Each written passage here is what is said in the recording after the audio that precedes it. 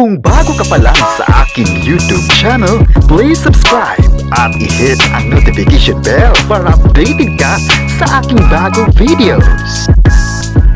Kim Pao, bakit dapat abangan ng lahat ng fans? Ano nga ba ang katotohanan sa post ni Carlina? Ang buong detalye, alamin!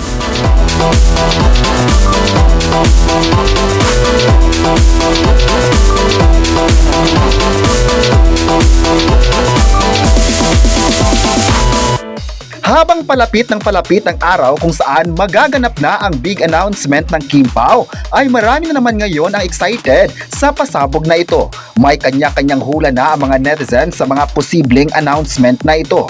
Ngayong January 24, 2026 ay panibagong chika na naman ang ipaparating ng mga netizens sa Kim Pao, ang isa sa mga sikat na love team sa bansa. Ayon sa chika, ang nasabing save the date na post ni Merced ay patungkol ito sa The Alibi series na posibleng ipapalabas na sa TV. Marami kasi ang nagre-request na sana gawa nito ng TV version, kaya hanggang ngayon ang mga fans ay sumisigaw pa rin ng pagkakataon na ito. Excited na talaga ang mga tao na mapapanood ang nasabing series dahil alam naman ng mga tao kung gaano kaganda ang The Alibi series. Masabi raw nila na kapag ipapalabas na ito sa TV ay paniguradong marami sa mga viewers ng kapamilya ang mag-aabang. Alam naman ng lahat na sa halos lahat ng episode sa Prime Video ay talagang hindi pinalagpas ng mga fans ito. May nagsabi naman na kapag matutuloy na ito ay marami ang manonood dahil sa streaming platform hindi lahat nagkaroon ng access rito. Kaya isang magandang paraan na makikita ng mga fans ang mga episodes na hindi pa nila napapanood sa Prime. May nagsabi naman na sana kapag ipapalabas na ito ay papahabain pa o di kaya'y pabaguhin ang finale nito. Sana raw ay mabago pa ang last episodes para naman kakalma ang mga viewers na nasayangan sa karakter ni Vincent. Marami naman sa online na nasabing sana pagagandahin palalo ng ABS-CBN ang The Alibi series TV version para more gulat pa sa mga kapamilya. Alam ng mga tao ngayon na kapag ipapalabas na sa ABS-CBN ang The Alibi, paniguradong mapapanood din ito sa ilang partner ng kapamilya, kabilang na ang All TV Channel 2 at ang E to Z. May nagsabi naman ngayon na expect na talaga na magiging trending ang series dahil matagal din nila itong pinag-usapan sa online.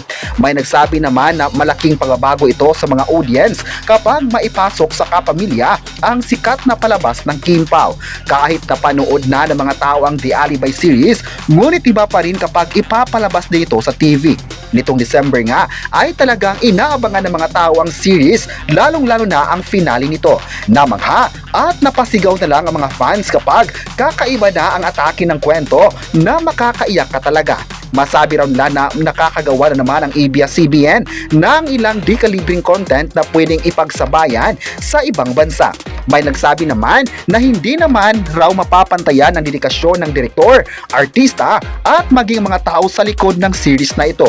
Marami naman sa online ang nasabing the best talaga ang Kim Pao dahil kahit ano pang mga announcement ay abangers talaga ang lahat. Ibig sabihin lang nito na masaya sila at excited kung ano pa ang gagawin nila sa showbiz. Pero nakasentro talaga ang lahat sa paghihintay kung ano pa ang ibig sabihin ng 02/01/2026. Pero maliban sa series na posibleng gagawin ng Kim Pao sa TV, ayon din sa chika, hindi raw ito tungkol sa The Alibi kundi patungkol ito sa revelasyon ni Kim at Paolo sa kanilang relasyon. Bagamat marami man ang sumang-ayon, ngunit marami naman ang naniniwalang imposible pa ito dahil ang nag-post ay kasamahan nila sa proyekto, kaya malakas pa rin ang kutob nila na sa series ito. May nagsabi naman na talagang marami ang mag-aabang sa araw na iyan dahil mahal na mahal nila ang Kim Pao. Naniniwala din sila na makakagawa ng Kim Pao ito dahil mas dumami pa ang mga taong sumusuporta sa kanila. Kung ano man ang mga pasabog na ito sa Pebrero ay talagang trending na naman ito sa social media. At ngayon pa lang ay umaasa na ang lahat na magiging kaabang-abang kung sa TV na ipapalabas ang sikat na series na ito. Sa kabilang banda naman ay masaya ang mga fans na malapit na talaga malalaman nila ang tunay na estado ng Kim Pao. Sa social media talagang hindi nagpapakabog ang dalawa sa pagbibigay ng malakwento sa kanilang supporters. Makita kasi na unti-unti nang nabubuksan ang sagot sa kanilang relasyon. Kung may mga taong gustong malaman ang kanilang real score, yun ay ang mga fans. Grabe Grabe talaga ang pag-aabang ng mga fans sa kanilang mga pasabog this year. Kaya abangers na sila sa mga susunod na kwento nila sa mga tao.